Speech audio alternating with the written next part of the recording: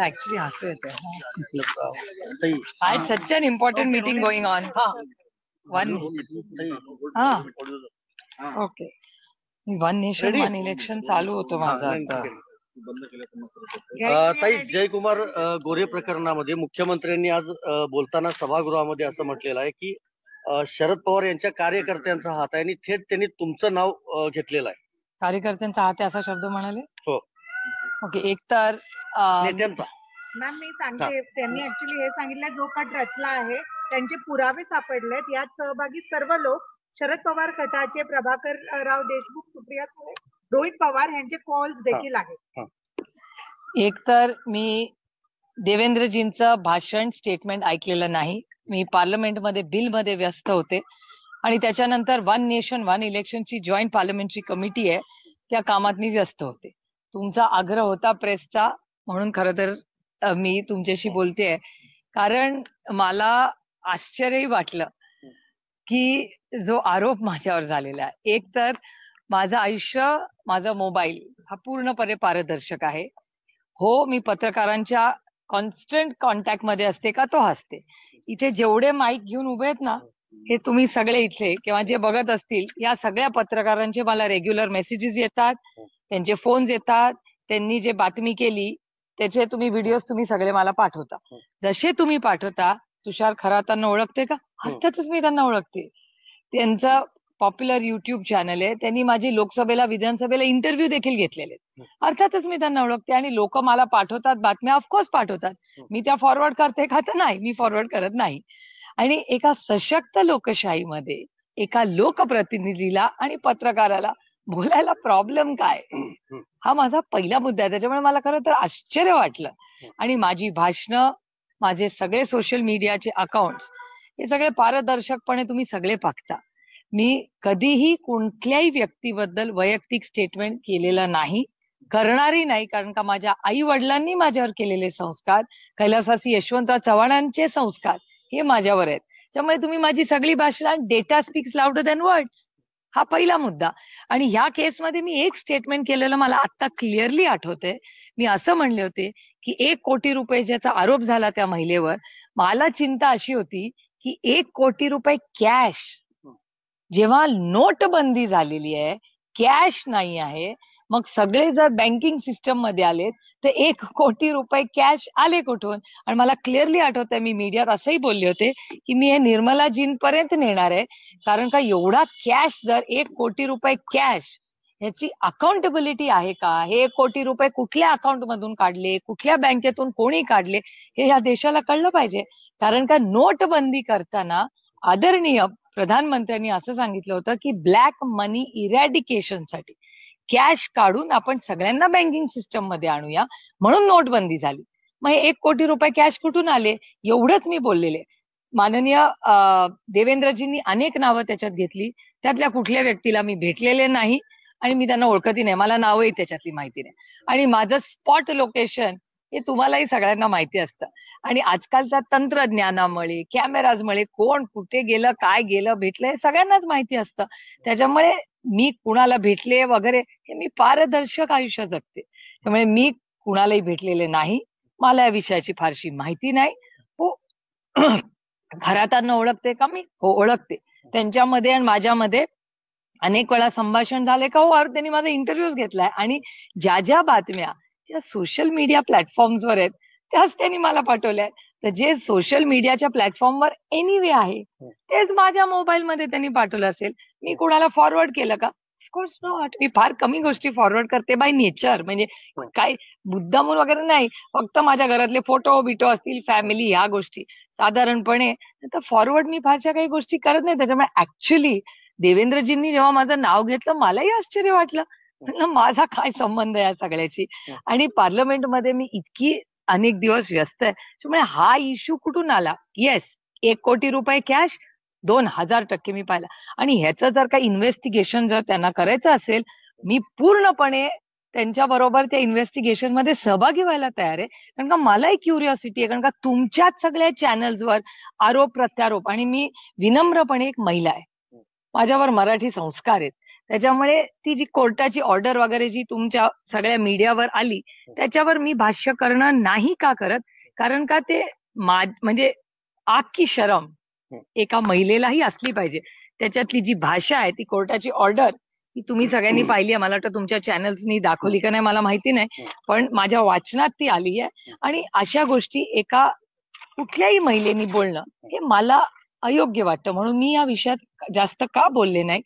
याचं कारण असं की त्या ऑर्डर मधली जी भाषा किंवा आरोप प्रत्यारोप होते ते कुठल्याही सुसंस्कृत आपल्या सगळ्यांसारख्याच, मग पुरुष असू दे किंवा महिला, ही आपल्याला सगळ्यांनाच न शोभणाऱ्या त्यातल्या काही गोष्टी होत्या, म्हणून मी त्याच्यावर भाष्य केलं नाही. कारण का आजकी शरम ही आम्हाला सगळ्यांनाच आहे मग आणि या आपल्याला संदर्भात सगळ्यांना. मुख्यमंत्र्यांकडे काय तुमची मागणी असेल? नाही नाही, मी काय कारण त्यांनी मागणी थेट करणार. सभागृहात आरोप केलाय तुमच्यावर. मला म्हणजे मला गंमत वाटली की मुख्यमंत्र्यांनी या बाबतीत माझं नाव घेतलं आणि त्यांना जर कुठलीही इन्क्वायरी लावायची असेल तर माझ्याकडून पूर्णच सहकार्य अर्थातच होईल आणि मला आनंद होईल त्यांना सहकार्य करायचा.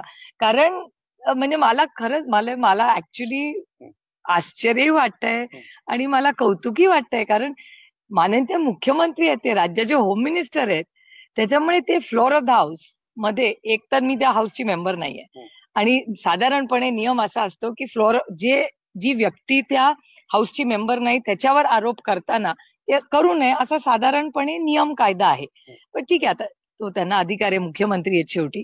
आणि गंमत मला अशी वाटली की संविधानावर चर्चा होती असं मला पत्रकारांनी सांगितलं. मी तुमच्या भरोशा हे बोलतेय, कारण मला माहिती नाही डिबेट काय होतं, कारण का मी पाहिलेलं नाही. पण तुमच्या माहिती मला जी सांगण्यात आली आहे पत्रकारांकडून की संविधानावर डिबेट होतं आणि संविधानावर डिबेट असताना एक पत्रकार एका लोकप्रतिनिधीशी बोलला, हे गैर कसं असू शकतं? ताई, एक कट असा शब्दाचा उल्लेख झालाय की जयकुमार गोरेंविरोधात कट रचण्यात आला. हा कट नेमका काय प्रकारे? कारण असिस्टंट पब्लिक प्रॉसिक्युटरनी स्वतः लिहून दिलं कोर्टामध्ये की अशा प्रकारे त्यांच्या विरोधात पुरावे होते पण त्या महिलेने तक्रार मागे घेतली. तुमच्या प्रश्नातच माझं उत्तर आहे. आता जर असं असेल तर तुमचा प्रश्नातच माझं उत्तर आहे ना, मला वेगळं काय बोलायची गरजच नाही. आणि लेट्स गो बाय डेटा. माझं काय म्हणणं आहे, let data speaks louder than words. मी तुम्हाला 2-3 छोटे मुद्दे टेक्निकली सांगते आणि ते टेक्निकल माणसांनीच सांगू दे. Anjal, you can tell them in brief. 2-3 छोटे मुद्दे आहेत.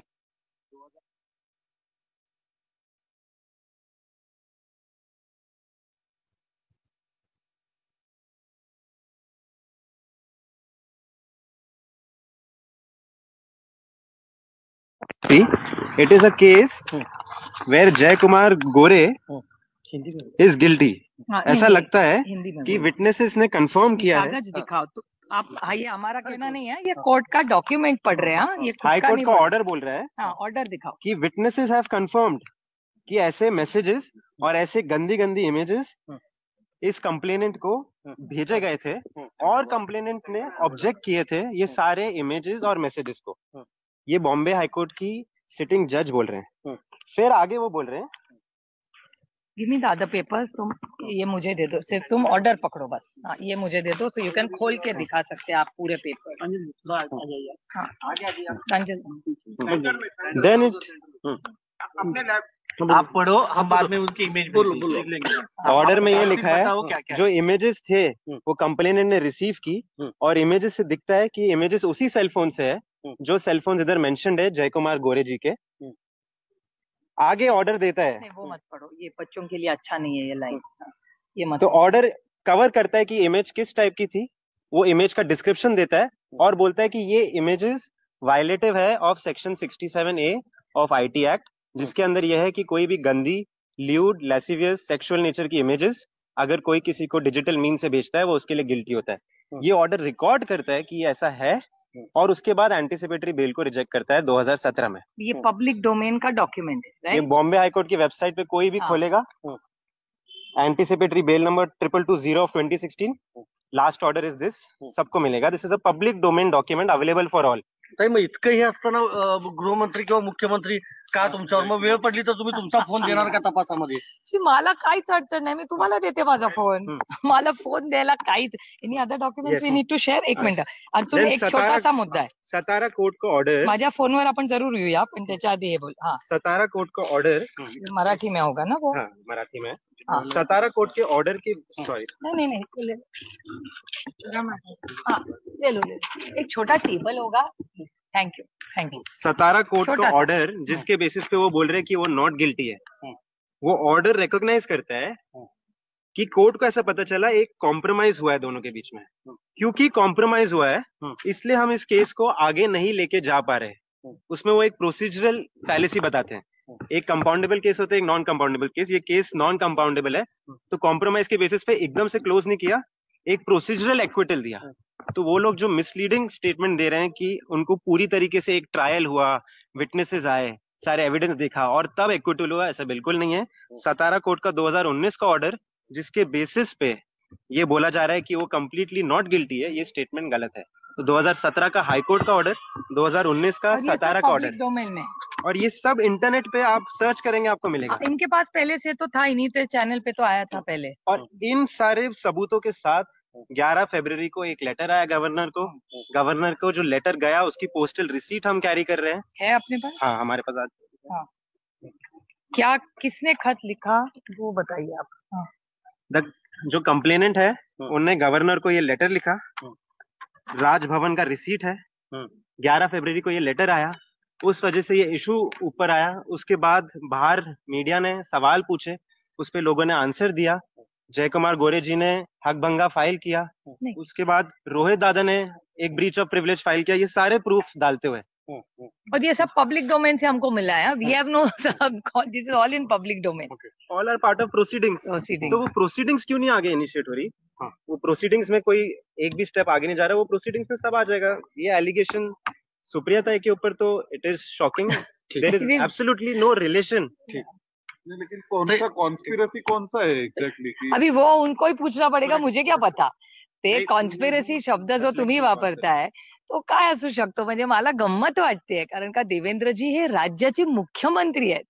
एका मुख्यमंत्र्यांनी, ते पण असेंब्लीमध्ये फ्लोअर ऑफ द हाऊसवर हे विधान करणं, हे मला आश्चर्यजनक होतं. म्हणजे मला जेव्हा प्रेसमधून फोन आला तेव्हा प्रेसने विचारलं, म्हणलं माझा काय संबंध याच्याशी.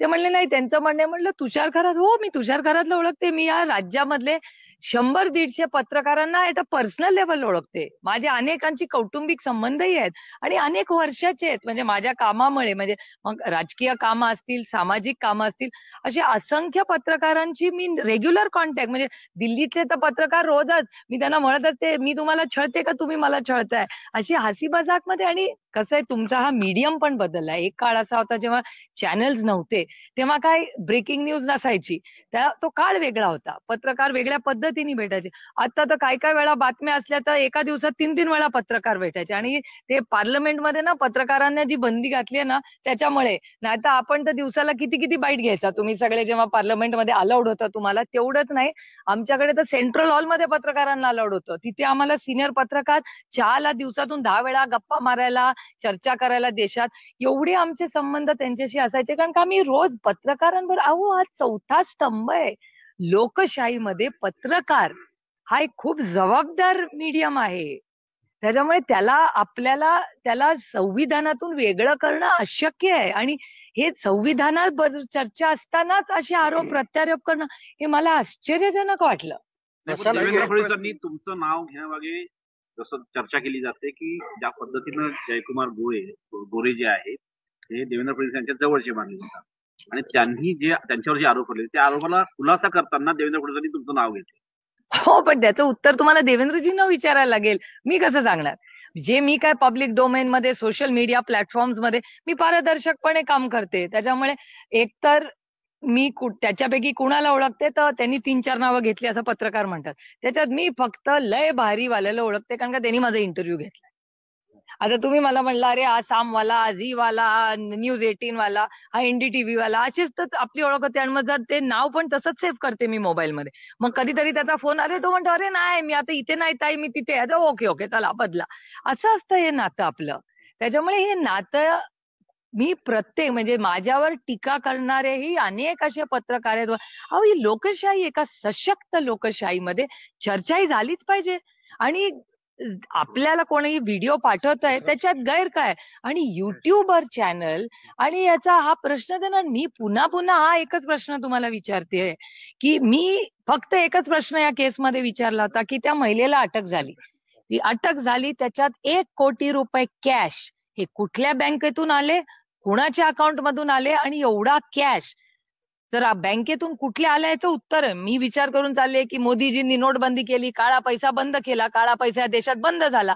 मग 1 कोटी रुपये कॅश हे मग अकाउंट मधून आली तर कुणाच्या अकाउंट मधून आली, कुणाला ब्लॅकमेल झाले, हे पण राज्याला कळलं पाहिजे ना. ताई, याविषयी तुम्ही संसदेतही काही आवाज उठवणार आहात का किंवा चौकशीची मागणी मी करणार तुम्हाला आहात? खरं सांगू, संसदेमध्ये आज राज्यासमोर आणि देशासमोर काय महत्वाचे मुद्दे आहेत. आज तुम्ही निर्मलाजी आज बोललेले आहेत हाऊसमध्ये. मला विचाराल तर फायनान्स बिलवर सविस्तर बोलले. आज मला विचाराल तर मी लोकशाहीमध्ये मी माझ्यावर खूप जबाबदारी आहे. आम्ही इथे दिल्लीला कशासाठी येतो? एकामेकाची उणीधुणी काढायला येत नाही. आज देशामध्ये ज्या जिल्ह्यातून मी येते, महाराष्ट्रामध्ये 17% गाड्या आणि मोटरसायकलचे सेल्स ड्रॉप झाले. सगळ्या मोठ्या कंपनीज, मग गोदरेज असेल, ज्या FMCGs आहेत त्या सगळ्या, म्हणजे शॅम्पू असेल, बिस्किट असेल, ह्या सगळ्याचे सेल्स कमी झालेले आहेत. इकॉनॉमी स्लो डाऊन झाली. हा मी नाही, केंद्र सरकारचा डेटा सांगतो. FIIs पूर्णपणे बाहेर गेलेले आहेत. 3 ते 4 लाख कोटी रुपयाचे फॉरेन इन्व्हेस्टर्स देश सोडून दुसऱ्या देशात गेलेले आहेत. स्टॉक मार्केट तर धमाल तुम्हीच रोज दाखवताय. व्हॉलटाईल मार्केट आज, मग कधी कांद्याचा भाव वर खाली, किती इन्फ्लेशन, म्हणजे महागाई, बेरोजगारी, भ्रष्टाचार, आरोप प्रत्यारोप रोज होत आहे तो. आणि हे मी करत नाही, अनेक वेळा भारतीय जनता पक्षाचेच लोक आपल्या मित्र पक्षांवर करत असतात. तुम्ही डेटा, माझं काय म्हणणं आहे, let's drive this whole discussion by data.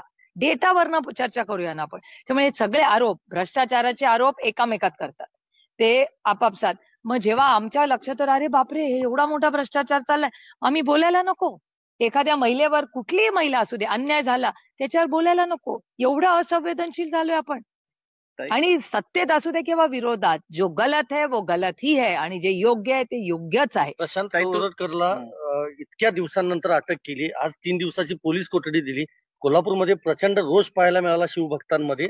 अजून राहुल सोलापूरकरवर कारवाई अजूनही झालेली नाही. आणि प्रशांत कोरटकर यांना तेलंगणाच्या काँग्रेस लीडर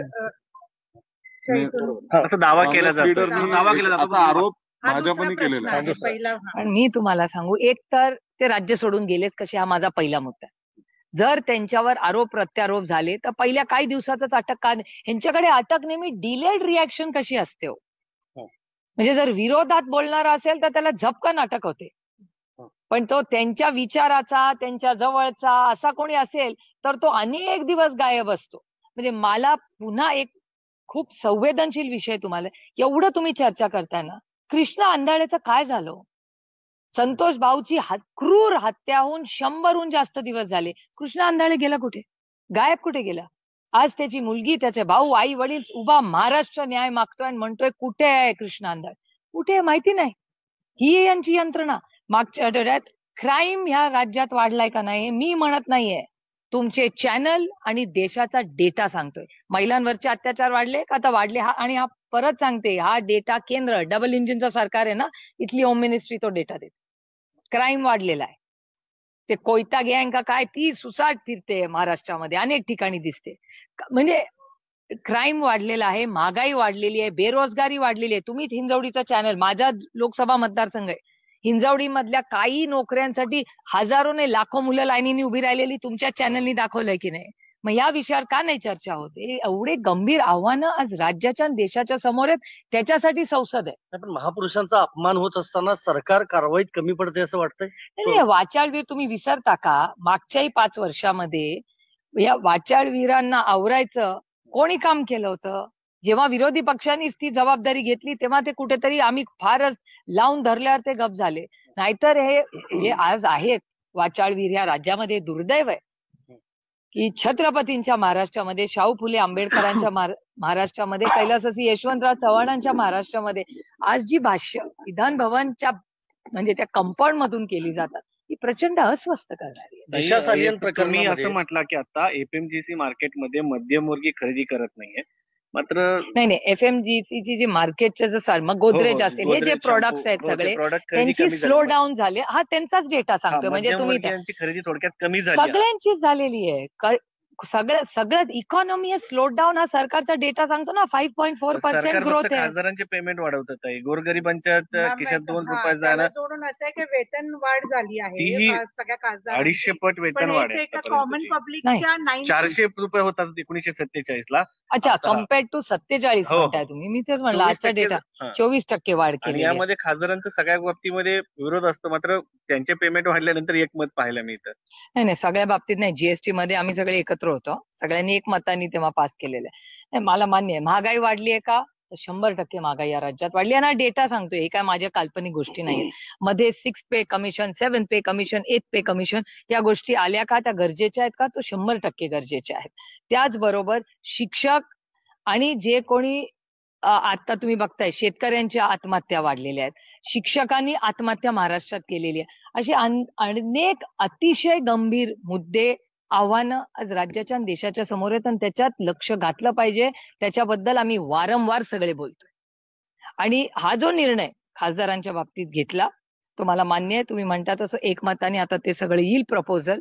त्या सगळ्यामध्ये त्याची चर्चा होईलच. पण त्याचबरोबर मी प्रांजळपणे कबूल करते की तुम्ही म्हणताय ते की महागाई वाढली आहे का? 2000% वाढली आहे. तुम्हालाही मान्य आहे की ती महागाई वाढली आहे आणि त्याच्यामुळे संपूर्ण देश अस्वस्थ आहे का?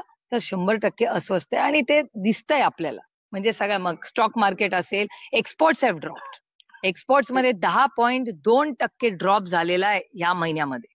आणि सेल्स मी तुम्हाला म्हणले तसे. दिशा सालियन एक ताई, मिनिट, ते एक एकच मिनिट, मिनिट. नाही थांबा. वेतनच्या संदर्भात मॅम 9 टाइम्स कॉमन मॅनच्या कम्पॅरिझन मध्ये हे वाढलं गेलंय. हो. पहिली गोष्ट. दुसरं, कामगार, शेतकरी या सगळ्यांचे काहीच हे नाही झाले. तर तुम्ही पण खासदार आहात, तुमची पण सॅलरी वाढली गेली आहे. पण त्याच संदर्भात काय याला घेऊन काय तुम्ही सुटप करणार का? मला असं वाटतं की हा प्रश्न तुम्ही सत्ताधाऱ्यांना विचारायला पाहिजे. कारण का ते प्रस्ताव त्यांच्याकडून आलेला आहे. त्याच्यामुळे मी तर काय ह्याची मागणी आम्ही कोणीच केलेली नाहीये. खरं तर आम्ही एमपी फंड्स वाढवा ही मागणी सातत्याने करतोय की आम्हाला जे एमपी लॅड्स मिळतात म्हणजे प्रत्येक खासदाराला 5 कोटी रुपये वर्षाला मिळतात. आमचे सगळ्या खासदारांची मागणी आहे की ते एमपी लॅड्स वाढवा.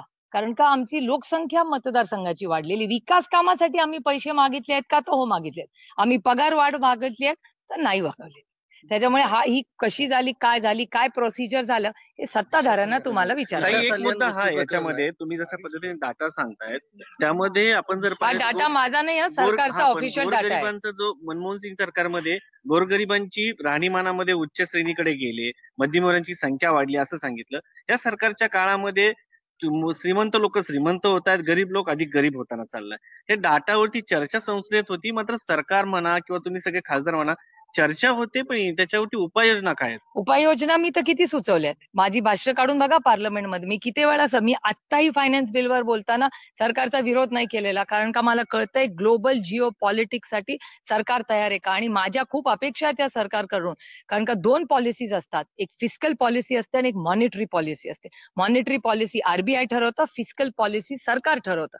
ह्या केसमध्ये शक्तिकांता दासजी जे अतिशय उत्तम आरबीआयचे गव्हर्नर होते, आज ते सरकारचा अविभाज्य भाग झाले. तर आमची अपेक्षा आहे, माझी अपेक्षा आहे आणि माझा विश्वास आहे की शक्तिकांता दास साहेब तिथे आल्यामुळे, सरकारचा भाग झाल्यामुळे आता ते दोन्ही बाजूनी म्हणजे आरबीआयची एक बाजू आणि सरकारची एक बाजू मध्ये चांगले धोरणात्मक निर्णय घ्यावा. कारण का शेवटी आम्ही जिथे येतोय फक्त एकामेकावर विरोध करण्यासाठी येत नाही, देशाच्या हिताचं. आणि टॅरिफ्स ट्रम्प ऍडमिनिस्ट्रेशन आल्यामुळे त्यांनी अनेक सूचना केल्या आहेत. मला काळजी आहे शेतकऱ्यांची. मी काल स्पेसिफिक प्रश्न विचारला होता टॅरिफ्सवर आणि टॅक्सेशनवर, ज्याचं उत्तर मला आज फायनान्स बिलमध्ये मिळालं नाही. की या अनेक अशा गोष्टी आहेत, कॉर्न असेल किंवा अनेक प्रोडक्ट्स, ऍग्रिकल्चर प्रोडक्ट्स आहेत, त्याच्यावर टॅरिफची काय पोझिशन असणार आहे आणि सरकार काय पोझिशन घेणार आहे त्याच्यावर. हे ताई, खूप पण गंभीर social आव्हान. justice साठी जो निधी देणं गरजेचं आहे तो दिला दुसरा जात मी नाही, ते मी बोलले माझ्या भाषणामध्ये की फिस्कल डेफिसिट मॅनेजमेंट जेव्हा सरकार करतात, हे फायनान्स बिल काय असतं? It is about fiscal deficit management. पैसे येतात टॅक्सेशन मधून, किती येणार आणि ते कसे खर्च करायचे यासाठी बजेट असतं. तर टॅक्सेशनसाठी हे असतात. तर टॅक्स मध्ये काय येतं? मग जीएसटी येतं, बाकी डायरेक्ट इनडायरेक्ट टॅक्सेस येतात. त्याच्यात मी प्रश्न त्यांना विचारला होता की हे जेव्हा आपण करतो सेस आणि सरचार्जेस आणि अनेक असे सेस आणि सरचार्जेस असे आहेत जे आधी शेअर व्हायचे. जेव्हा तो सेस होतो तेव्हा तो फक्त केंद्र सरकारला मिळतो, तो राज्य सरकारला मिळत नाही. आणि अनेक सरकारांनी, राज्य सरकारनी ऑब्जेक्शन घेतलेलं आहे की तुम्ही सेसेस वाढवताय म्हणजे आमचे पैसे डायरेक्ट तुमच्याकडे येतात आणि आम्हाला कमी पैसे मिळतात. हे ऑन रेकॉर्ड काल मी बोललेले. प्लस आता जे कमिशन येईल 16th फायनान्स कमिशन येईल, त्या कमिशननी रेकमेंड केलंय की राज्यांना कमी पैसे द्या. ते रेकमेंडेशन, त्याच्यामुळे 35,000 कोटी रुपयाचा इम्पॅक्ट पहिला होणार आहे. तर ते प्लस हे सेसेस वाढणं, ह्याच्यात सगळी राज्य अंडर स्ट्रेस आहेत. आणि दुसरा त्याच्यातला फायनान्शियल इश्यू असा आहे की जेव्हा बजेट्स करतात सरकार, तो बजेट का त्याला म्हणतो की त्या हेडचे पैसे त्याच्यासाठीच खर्च झाले. आता महाराष्ट्राचं उदाहरण मी त्यांना असं दिलं की आदिवासींसाठी ठेवलेलं बजेट, सोशल जस्टिससाठी ठेवलेलं बजेट हे डायव्हर्ट झालंय असं सरकारचा डेटा सांगतो. मग हे बरोबर आहे का? हे आपल्या संविधानाने ठरवलेल्या निर्णय प्रक्रियेत योग्य आहे का? हे अतिशय गंभीर विषय आणि फक्त महाराष्ट्राला लागू नाहीये, सगळ्या राज्यांना लागू आहे. आणि हे फिस्कल डेफिसिट, हे फिस्कल मॅनेजमेंट, याला केंद्र सरकार का याच्यावर ऍक्शन घेणार? नाही तर आणि माननीय प्रधानमंत्रीच रेवडी कल्चर बद्दल बोललेले. त्याच्यामुळे हे खूप हा जो फायनान्सचा इश्यू आहे, इकॉनॉमीचा इश्यू आहे, हा अतिशय गंभीर आहे. आणि हा global Jio political uncertainty has headwinds. म्हणजे आज ते जिओ पॉलिटिकल अनसर्टन्टीमध्ये पुढच्या महिन्यात 2-4 तारखेला एप्रिलच्या काय होईल आपल्याला कळेलच या टॅरिफ्स बद्दल. पण हा खूप अनसर्टन्टीचा विषय. एक्सपोर्ट्स आपले त्याच्यामुळे ड्रॉप झालेत. त्यामुळे मला असं विचाराल तर काल आमची जी सविस्तर पार्लमेंटमध्ये चर्चा झाली तीही त्याच गांभीर्याने राज्यांनी घेणं गरजेचं आहे. आता तू मेमे करायचा वेळ नाहीये. आता आपण सगळ्यांनी तज्ज्ञांनी घेऊन एक व्यवस्थित कमिटी बनवावी. या देशात खूप, म्हणजे विजय केळकर जी रिटायर झाले असले तरी खूप मोठे तज्ज्ञ आहेत. अशा लोकांना घेऊन या सरकारनी त्यांच्याकडून मार्गदर्शन घेतलं पाहिजे की आता पुढे या ग्लोबल क्रायसिस मध्ये आपण काय करावं. दिशा सालियन मृत्यू प्रकरणामध्ये आदित्य ठाकरे हे ड्रग्ज व्यवसायात होते, ही झाली एक बाजू. आणि दुसरं, ह्या सगळ्या मृत्यू प्रकरणामध्ये उद्धव ठाकरे, आदित्य ठाकरे यांच्याबरोबर परमवीर सिंह आणि सचिन वाझे यांचा हात आहे, असा दिशाच्या वडिलांचे जे वकील आहेत त्यांनी केलेला आहे. बघा, मी तुम्हाला सांगू, मला एकतर त्या केसची फारशी माहिती नाही.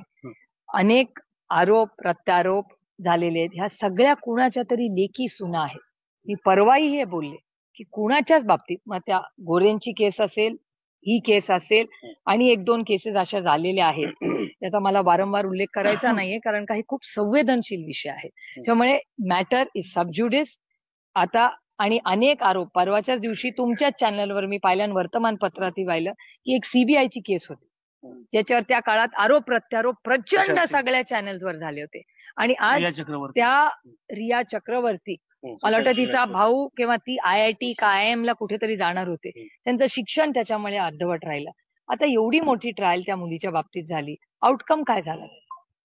त्याच्यामुळे आपण सगळ्यांनीच, आणि त्याची सुरुवात मी केली पाहिजे स्वतःपासून, की अशा कुठल्या कुटुंबियांशी जवळीक आहे, संबंध आहेत, राजकारण बाजूला ठेवून हा मुद्दाम आरोप केला जातोय. मी त्यांच्याबद्दल नाही, माझ्या राजकारणामध्ये ते माझे विरोधक असू दे किंवा मित्र पक्ष असू दे, काहीतरी एक लक्ष्मण रेखा आपण सगळ्यांनी घालून घ्यायची, या मताची मी आहे. मी कधीही कुणाच्या वैयक्तिक आयुष्यात किंवा त्यांच्या मुलांबद्दल कधीही स्ट्रॉंग लाईन घेत नाही. कारण का मला असं वाटतं या बाबतीमध्ये कुणाच्याही घरामध्ये आमचे राजकीय मतभेद आहेत, वैयक्तिक मतभेद माझे कुणाशीही नाही त्या देशामध्ये. तामिळनाडूचे मुख्यमंत्री M.K. स्टॅलिन यांनी गेल्या शनिवारी विरोधी पक्षांना घेऊन परिसीमन आयोग म्हणजे मतदारसंघ पुनर्रचना, त्यांनी एक मोठी बैठक आयोजित केली होती. त्यांचं म्हणणं आहे की 2050 पर्यंत हे डिलिमिटेशन लागू करू नये. त्याच्यामुळे परिणाम महाराष्ट्रावर होण्याची शक्यता आहे का? जर असं होत असेल तर तुमची काय भूमिका? नाही, मला असं वाटतं डिलिमिटेशनची सविस्तर चर्चा व्हावी आणि कुणावरही अन्याय होऊ नये. मी स्टॅलिनजींचं स्टेटमेंट आणि मी जिथे पार्लमेंटमध्ये बसते, मी DMKचे बरेचसे माझ्याच आजूबाजूला बसतात, त्याच्यामुळे आम्ही एकत्र बसतो. त्याच्यामुळे मला बऱ्याच वेळा संधी मिळते सविस्तर त्यांच्याशी चर्चा करायची. आणि साऊथ मधले सगळेच जे 7-8 महत्वाची मोठी राज्य आहेत, ज्यांना वाटतंय, त्यांना काळजी वाटते ह्याचं व्हावं, तर मला असं वाटतं केंद्र सरकारने हा विषय खूप गांभीर्याने घेतला पाहिजे आणि कुठल्याही राज्यावर अन्याय होऊ नये असा फॉर्म्युला काढला गेला पाहिजे. 2 घटना आहेत राज्यातल्या. एक नागपूरमधले जे दंगेतले आरोपी होते त्यांच्यावर बुलडोझर चालवलेला आहे आणि कुणाल कामरा याने वक्तव्य केले होते. 2 स्टुडिओ फोडण्यात आले आहेत. आता एक स्टुडिओ थोड्याच वेळापूर्वी फोडण्यात आलेला आहे शिवसेनेकडून. मला असं वाटतं स्टुडिओ फोडणं वगैरे अशा गोष्टी. I am against crime period. कोणीही ते करू नये. म्हणजे आमच्या काळात आमच्याही कुणाकडून कधी इतक्या 50-60 वर्षात झाला असेल. व्हायलन्स हा झालाच नाही पाहिजे, मग तो कोणीही करेल. आणि ह्या देशामध्ये यंत्रणा आहे त्याचा विरोध करायची. त्याच्यामुळे माझी विनम्र विनंती राहील, कारण नागपूरमध्ये जेव्हा जी काही घटना झाली ती अस्वस्थ करणारी होती. त्याच्यात मीही शांतताच्या मार्गाने जावं अशी विनंती करून अनेक ट्विट्स केले मीडिया. कारण का राज्य जेव्हा शांत राहील तेव्हाच राज्याचा विकास होईल, तेव्हाच राज्यात इन्व्हेस्टमेंट्स येतील, तेव्हाच हाताला काम होईल. आता कोण येईल आपल्या राज्यात? त्याच्यामुळे मला माझी विनंती आहे सगळ्यांना आणि सत्ताधाऱ्यांना विनम्र विनंती आहे की क्राईम नको वाढूया. क्राईम साठी मी अनेक वेळा माननीय देवेंद्रजींना मीडियाच्या थ्रू किती वेळा मी त्यांना विनंती केलेली आहे की तुम्ही एक ऑल पार्टी मीटिंग बोलवा. सगळ्या पक्षांना कॉन्फिडन्स मध्ये घ्या की राज्याच्या हितासाठी या 2-3 गोष्टी आपण सगळे मिळून करूया. कारण का आपल्या राज्याचं हित, पहिला देश, मग राज्य, मग पक्ष आणि मग कुटुंब, ह्या ऑर्डरमध्ये आपण सगळ्यांनी काम केलं पाहिजे. आणि मला असं वाटतं देवेंद्रजींना पुन्हा मी विनंती करते की राज्य शांततेत कसं चालेल ह्याच्यासाठी आमची सगळ्यांची राज्याच्या आणि देशाच्या हितासाठी आम्ही सरकारच्या बरोबर उभं राहू. पण सरकारनेही आमच्याशी चर्चा केली पाहिजे आणि चर्चेतून आपण सगळे मिळून मार्ग काढू आपल्या राज्याच्या आणि देशाच्या विकासासाठी आणि हितासाठी. कुणाल कामराचं ज्या प्रकाराने एक गाणं जे आलं, नंतर परत अजून एक गाणं आलं आणि त्यांच्या ज्या कमेंट्स होत्या एकनाथ शिंदे बद्दल, त्याला घेऊन तुम्ही काय हे करणार? मला असं वाटतं की पॉलिटिक्स हे जे काय झालं ते त्यांनी अनेक लोकांबरोबर केलेले आहेत. आणि कॉमेडियन्स बद्दल आमच्यावर तर म्हणजे आदरणीय पवार साहेब असेल, मी असेल, आमच्यावर इतके मीम्स वगैरे बसतात ना, आमच्या सगळ्यांवरच राजकीय लोकांवर बनत असतात. पण त्यांच्या जर भावना दुखवल्या झाल्या असतील तर त्याचा आपण मान सन्मान दुखवायचा करू शकतो. पण फोडाफोडी करणं ह्याच्या विरोधात मी आहे. आणि मला असं वाटतं कुणाचंही तुमचे मतभेद असतील ना तर तुम्ही जाऊन विनंती करू शकता, त्यांच्याशी चर्चा करू शकता. आणि काही नियम कायदे आहेत ना, हा देश हा तोडून फोडून नाही होत चालत. हा देश हा फक्त संविधानानेच चालला पाहिजे, ही आमची आग्रहाची आणि प्रामाणिक भूमिका आहे. त्यामुळे माझी विनंती आहे की महाराष्ट्रात खरंच बाबा क्राईम नको. नागपूरमध्ये बुलडोझर कारवाई काल सुरू झाली. फहीम खान जो सूत्रधार सांगितला जातोय नागपूर हिंसाचारचा, त्याच्या अवैध बांधकाम आहे त्याचं घर आणि म्हणून बुलडोझर त्याच्या घरावर चाललं. कुणाचं अवैध? एकच मॅम, अजून इन्क्लुडेड कुणाल कामराला पण त्याच्यावरती पण कारवाई झाली आणि असंच कंगना रनौतच्या वेळेस पण झाली जेव्हा महाविकास आघाडीची सरकार होती. काही एखाद्या वेळेस कोणी बोलतं ना अचानक त्याचं अवैध बांधकाम कसं समोर येतं? म्हणजे आता हे बघा, हेच तर मी तुम्हाला तुमच्या प्रश्नांमध्येच माझी उत्तर आहे. त्याच्यामुळे हे दुर्दैव आहे. मला असं वाटतं की जे काय व्हावं ते पारदर्शकपणे व्हावं आणि संविधानाच्या चौकटीत राहून आम्ही सगळ्यांनी वागलं पाहिजे असा माझा आग्रह. आणि त्याची सुरुवात मी स्वतःपासून करते. मी बाकीच्यांना काही सांगत बसत नाही, पण मी स्वतः एक आदर्श त्या संविधानाचाच वागलं पाहिजे आणि त्याप्रमाणेच राज्य आणि देश चालला पाहिजे अशी आमची प्रामाणिक आग्रहाची भूमिका आहे. Thank you ma'am.